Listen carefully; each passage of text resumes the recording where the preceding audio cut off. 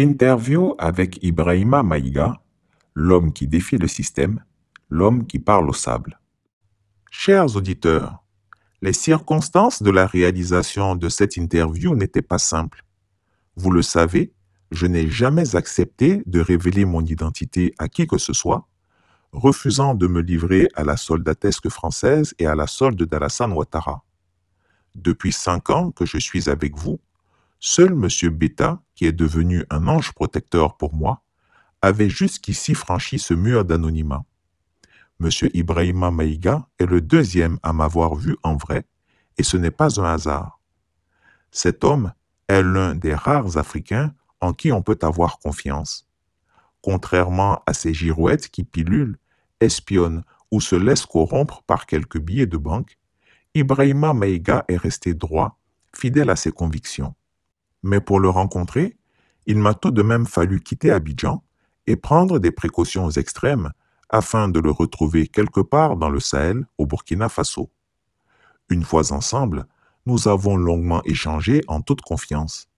Ce que vous allez découvrir est la première interview, mais certainement pas la dernière. M. Maïga s'est livré avec franchise et a répondu sans détour à nos questions. Nous avons retenu pour vous des extraits percutants qui ne vous laisseront pas indifférents. Écoutez plutôt.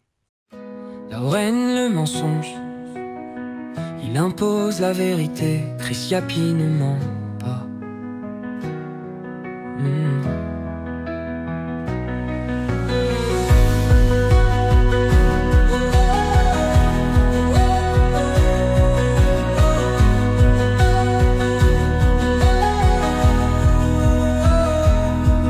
Là où règne le mensonge, il impose la vérité. Chris Yapi ne ment pas. Monsieur Ibrahima Maïga, pouvez-vous vous présenter à nos abonnés? Qui êtes-vous réellement et que devrions-nous savoir sur vous? Moi, c'est Ibrahima Maïga. Je suis diplômé en sciences politiques et en relations internationales. J'ai mes notions en cybersécurité et dans bien d'autres domaines. Bon, avant tout ça, je suis journaliste à une certaine époque. Depuis quand avez-vous décidé de vous lancer sur les réseaux sociaux et qu'est-ce qui a motivé votre décision? Par rapport aux réseaux sociaux, j'ai toujours été quelqu'un qui était convaincu du rôle central de la technologie dans notre futur. Parce que depuis à l'époque des blogs, déjà j'animais un blog qui dénonçait toutes sortes de dérives, qui essayait de créer une atmosphère d'information et de communication autour de la vie de nos nations. Donc ça remonte à cette période. Vous êtes reconnu pour votre engagement dans la lutte pour la liberté et la justice. Quel a été l'élément déclencheur de cet engagement? Pourquoi avez-vous choisi de soutenir l'Alliance des États du Sahel? Parlant de proximité avec les autorités de l'AES ou du Burkina, en fait, je suis un fils du terroir. Par expérience, je connais beaucoup de personnes. Et quand nous sommes dans une bonne dynamique, ça se voit clairement. Je suis quelqu'un qui a très longtemps alerté sur les questions sécuritaires dans notre bande sahélo-saharienne. Maintenant, à toutes les reprises où nous avons eu des dirigeants qui géraient ces questions, j'ai compris à beaucoup de reprises que beaucoup d'entre eux n'avaient même pas encore compris les enjeux. Ils n'étaient pas sur le bon chemin.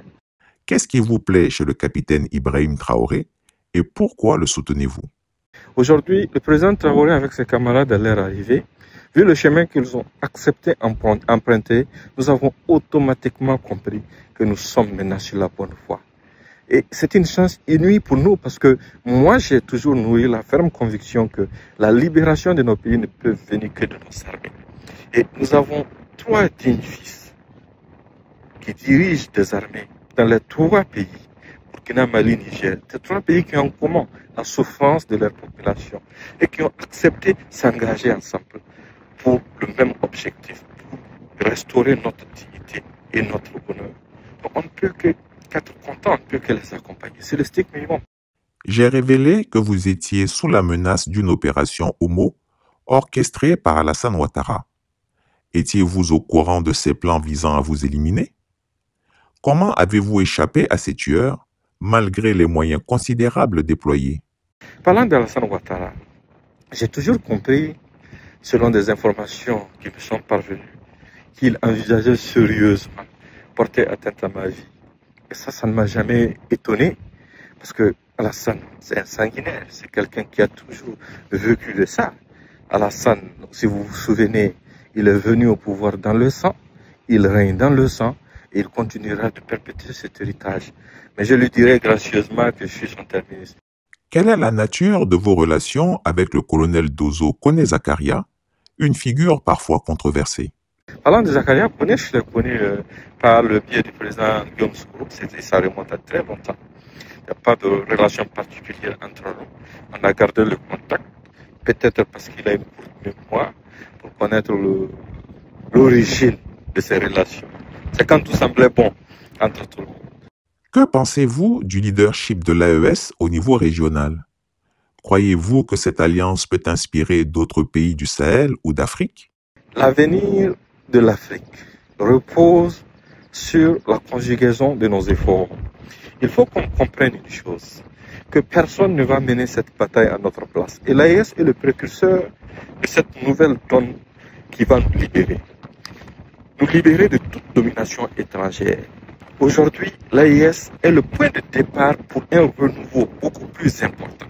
C'est pour ça que nous apprécions beaucoup que les gens dans différents coins du monde et de l'Afrique comprennent que la bataille de l'AES, c'est aussi leur bataille. Toi, Chris Yapi, je n'avais jamais pensé te rencontrer sur les terres du Burkina, dans la région de l'Est. Voilà, sans donner plus de précision. En fait, c'est déjà un signe. Ça montre que nous savons vers où nous allons.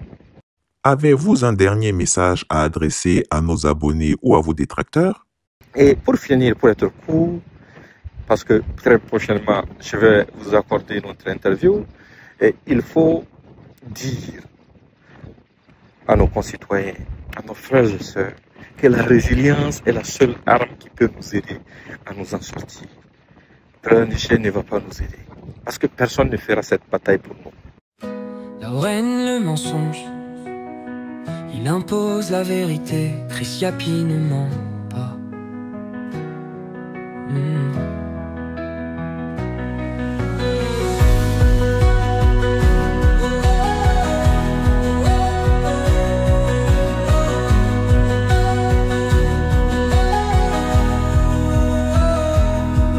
Là où règne le mensonge, il impose la vérité.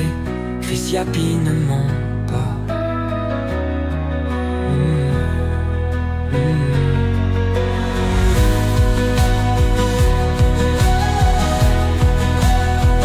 Chris Yapi ne ment pas.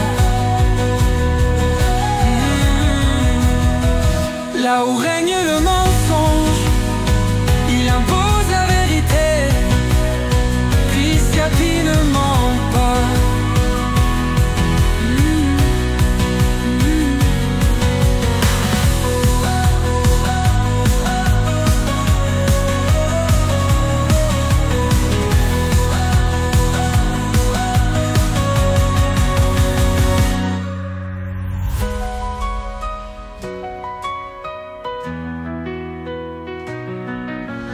Là où règne le mensonge, il impose la vérité. Chris Yapi ne ment pas. Là où règne le mensonge, il impose la vérité. Chris Yapi ne ment pas.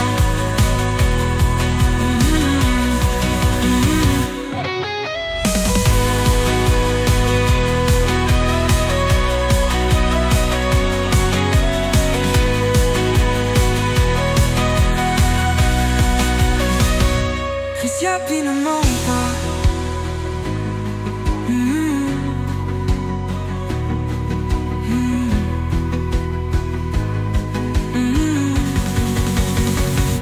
Là où règne le mensonge, il impose la vérité. Chris Yapi ne ment pas. Là où règne le mensonge, il impose la vérité. Chris Yapi ne ment pas. Chris Yapi ne ment pas.